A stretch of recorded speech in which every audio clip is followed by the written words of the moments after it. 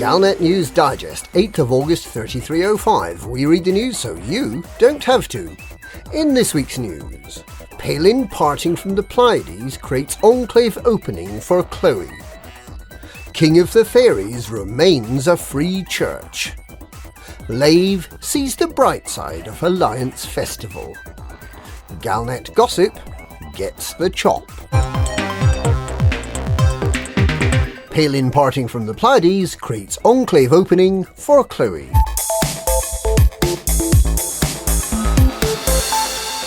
A new and rival engineer to Professor Palin has taken advantage of his recent retreat to the bubble to set up shop in the Witchhead Nebula, an area widely tipped to become the new Colonia.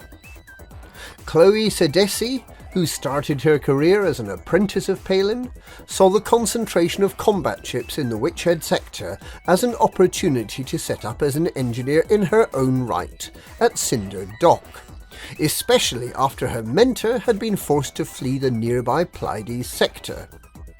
She's still starting out, but with a little practice hopes that she should soon be able to offer the same Grade 5 thruster modifications as Professor Palin and his Colonia rival Mel Brandon, and it's rumoured that she may be able to offer frameshift drive modifications too.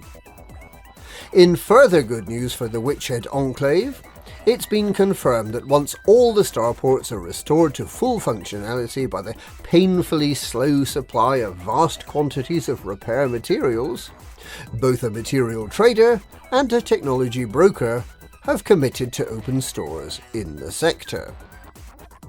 In less good news, the definition of the word enclave is an inhabited area totally surrounded by a larger territory inhabited by a different race. The prefecture of Greater Oresria does not welcome careful pilots, or indeed any pilots, unless they're Thargoid. King of the Fairies remains a free church. The Federal Intelligence Agency has proclaimed a victory over organised crime gang the Red Family despite its failure to track down head honcho Oberon Church. The FIA says it's confident that all stocks of the deadly, super addictive narcotic the Red Family was preparing have been destroyed, and that the organisational structure of the crime syndicate itself has been dealt a fatal blow. However, the FIA was unable to prevent the death of Supergrass Jan Sandoval in what is widely believed to be a revenge attack by former head of the Red Family, Church. It seems highly likely that Church has at least some FIA employees in his pay, and he remains at large, with the FIA lacking any leads as to his current whereabouts. But of course, everyone knows that Oberon is orbiting round Uranus. Lave sees the bright side of Alliance Festival.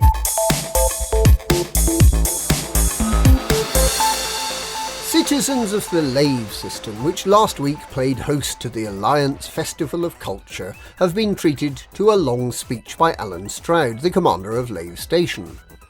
A very long speech, in fact, in which he questioned the wisdom of the Alliance holding its festival in an independent system, something which many Lavians welcomed as a recognition of the long period of stable Alliance control in the recent past, but which an almost exactly equal number of Lavians reject as a propagandist stunt from a failing superpower that just doesn't know when it's beaten.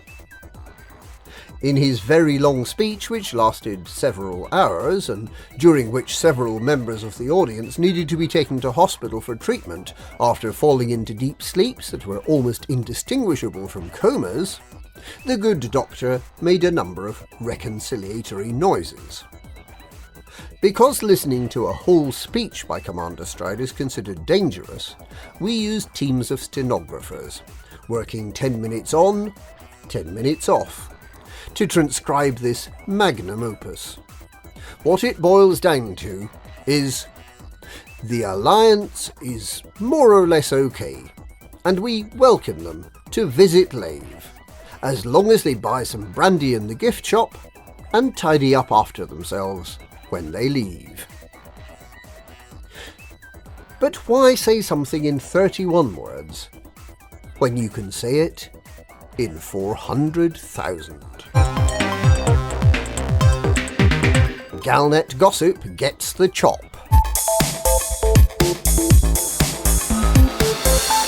The editor-in-chief of Galnet, Ernest Plonkerton, has announced that Galnet intends to move up market, with fewer gossip stories and more hard facts about the galaxy.